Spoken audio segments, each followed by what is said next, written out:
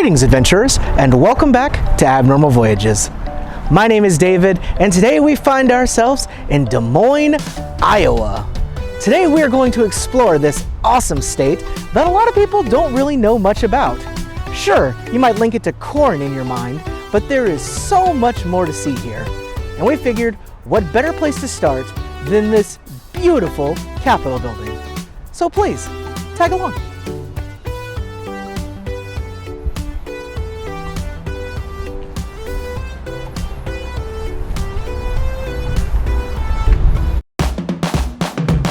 We're going to a place that you've never heard of before. It's Abnormal Voyages.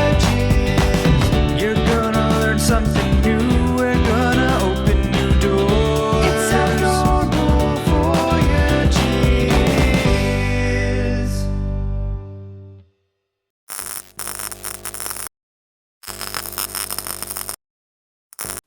The inside of this building is just as beautiful as the outside. With its soaring golden dome, nobody can miss this wonderful Capitol building. Beneath that dome is this rotunda, and as you look up, there's even gorgeous artwork right there at the top. Definitely a very inspiring building, and really shows that Iowa is going to be a very special state. An interesting fact about this building is it is not the original Capitol building. The first one actually burned down in 1904. You can see some newspaper clippings from that and the original floor plans of the older building. And then when they went through and kind of revamped things, there is a lot of items that they found all around the remains of that original building. Kind of like a little time capsule. There was some original Hershey's chocolate wrappers, some matches, a lead pipe. Pretty cool there. And then of course the golden dome that really draws your eye when you see the building. Here is the inside of it, some of the structural blueprints, and then the stairs that you can take all the way up to the tip top of that beautiful, beautiful dome. And then here on the ground floor, you can see several of the flags that have flown over Iowa that are all very important. A lot of the tribal lands that owned Iowa in this area before it became the state that we know it as now. But let's see what else is out there. That is absolutely one of my personal favorite capitals. The building is just gorgeous. However, there are some equally cool things to see here in Des Moines, including two very unique restaurants. The first one is right here behind me, Zombie Burger. Zombies are a classic staple of the horror genre, and here they celebrate that fact like no other. If you've ever wondered what it'd be like to be right in the middle of an actual zombie apocalypse, well, they try to make that come to life here, sort of. This is like the apocalypse if the apocalypse was serving you tasty burgers.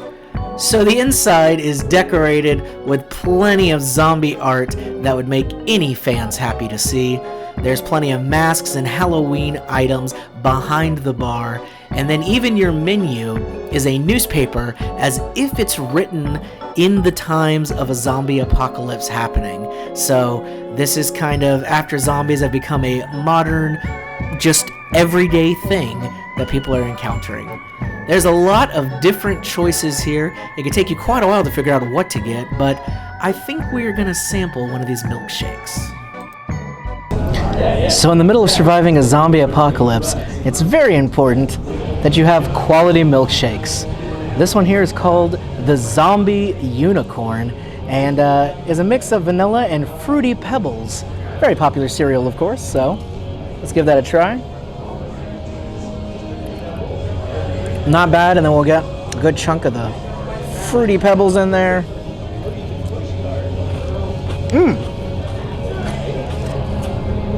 You know what?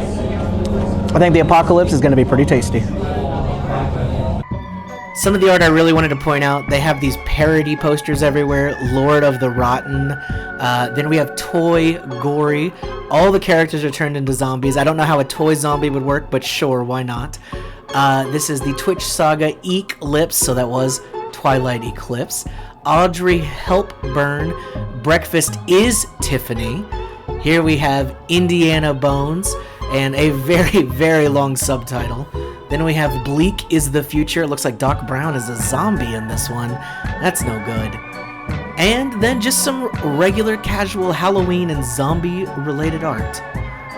But let's get moving. We have another restaurant to check out.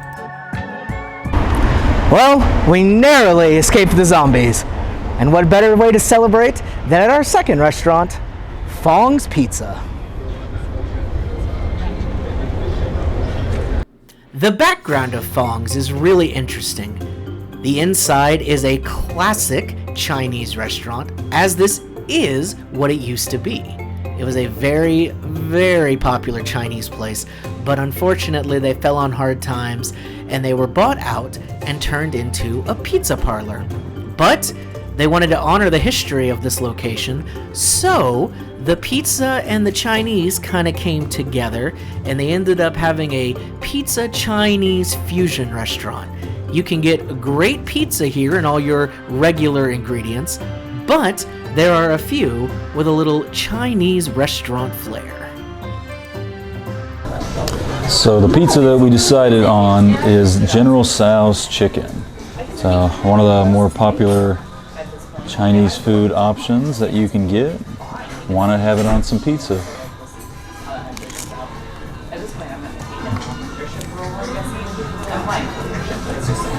No. Tastes about like what you expect. You got your chicken, some peppers, you got the corn, you got a little crunch on the corn. Not the thickest crust at all, but overall pretty good. Gives you the feel and love of the Chinese food with the pizza. Kind of give you a nice spin. I had to give it 3.5 stars out of 5. And before you leave, you gotta pick up one of these very colorful Fong's Pizza t-shirts. But let's keep going. There's way more to see. We are now in Ames, Iowa at Ryman Gardens, which is right here on campus at Iowa State University, to see something very special. And here we are. This is Elwood, the world's largest gnome. Well, the world's largest concrete gnome. It seems there is a slightly taller one in Canada that's made out of scrap metal, but we all know concrete is the real garden gnome material. So, in my heart at least, he's the world's largest gnome. So I love that instead of making a new sign, they just kind of added the concrete there very small, keeping the world's largest gnome sign and just letting you know it's concrete specific. But here he is in all his glory, very well painted, the colors really pop, and it makes sense that a large gnome would be here in a large garden. He is one of Iowa's celebrated figures, but he is not the only big things we're going to see here. Of course, something Iowa is very famous for is corn. And here in Sac City, there is a wonderful thing we had to stop and see. The world's largest popcorn ball.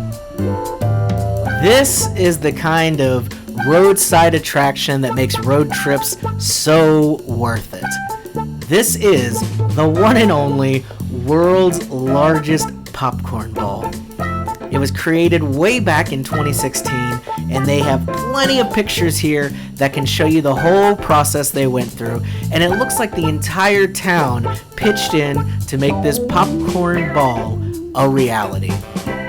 As you can see from the stats there, it weighs over 9,000 pounds and is truly a massive ball of corn.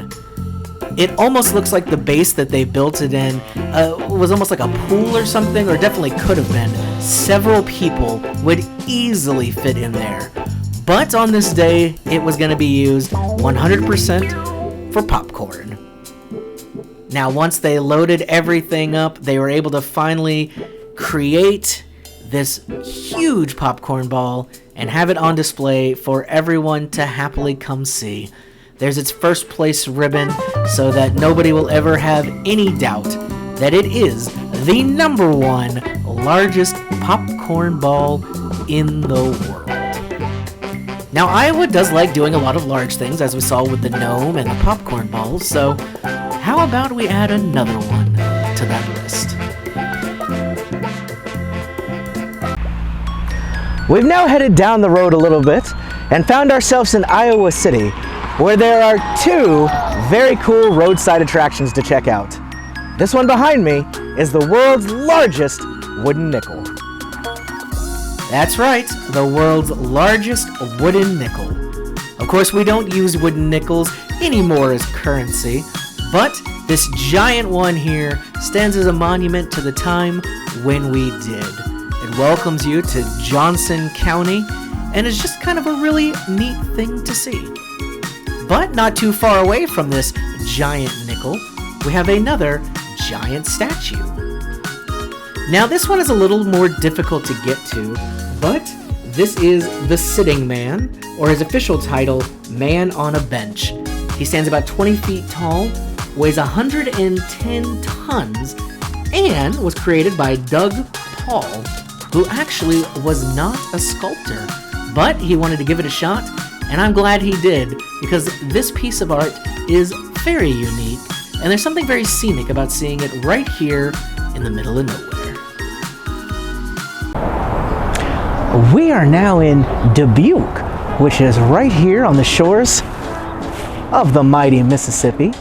We are at the Fenelon Place elevator. This is an old-fashioned way that people got up and down this steep hill. It's still in operation, so we decided it's a good chance to take a ride. Now, there's a longer history on this than you would think, but basically the idea of this elevator stretches all the way back to 1882. Back then, even with a horse and buggy, it took about half an hour to reach the top of the bluffs from downtown. With this installed, they were able to cut that time down to about 2 or 3 minutes. All right, our elevator has arrived, so let's check it out. A little spacious, kind of narrow, but not too bad for a short trip. You just came in here, you load up, and then you're on your way. It may not be the speediest elevator in the world, but it certainly beats going all the way around when you're just trying to get to downtown. Luckily for you, we can edit it and speed this trip up and still give you a great idea of what it's like going down into the town here. Nice little views on either side, and you even pass the other elevator that's going up as you go down. Now, it did burn down a few times throughout its history, but the townspeople always rebuilt it because it truly had become a staple of their way of life. How else were they going to reach the top in a few minutes? So once you get down to the bottom, you can walk around and enjoy this lovely little town and pick up some delicious ice cream. But of course, in kind of a reverse of what they usually say, what goes down must come up. So let's get back on the elevator. Today with cars, it is of course much faster to get up to the top of the bluffs without using the elevator, but it's still a charming piece of Iowan history, and personally, I'm very glad that they still have it here for everybody to experience. And remember that sometimes you can slow down and take it a little easy in life. And make sure on your way out that you look for the little elf exit. It seems they enjoy using the elevators just as much as people do.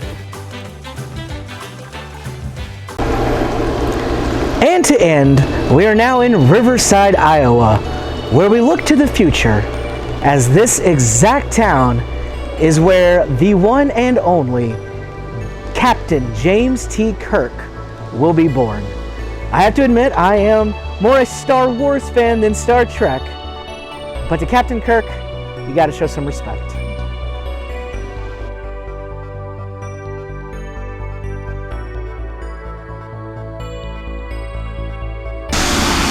And here he is, the captain himself. Make sure you mark down on your calendar, March 22nd, 2228. Because on that day, he's gonna be born right here in Riverside. Well, adventurers, that's all the time we have from the Hawkeye State today. My name is David, and this has been Abnormal Voyages. If you enjoyed this, make sure you hit that like button, comment below where you'd like to see us go next, and definitely make sure you subscribe so you can keep up with all the future voyages. We're also going to drop a link below to our Patreon if you feel like supporting us a little bit more, and that'll get you access to some bonus episodes and a really cool postcard in the mail every single month. Thanks for tagging along. We'll see you next time. Live long and prosper.